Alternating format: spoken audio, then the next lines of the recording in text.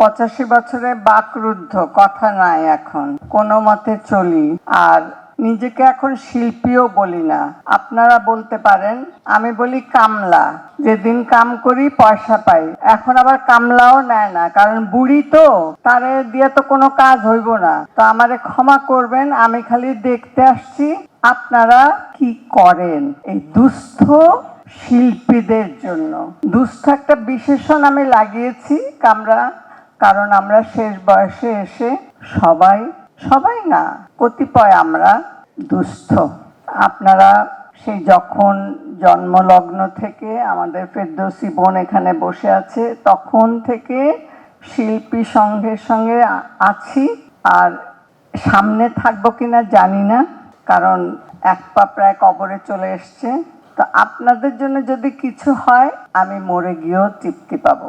ধন্যবাদ সবাইকে।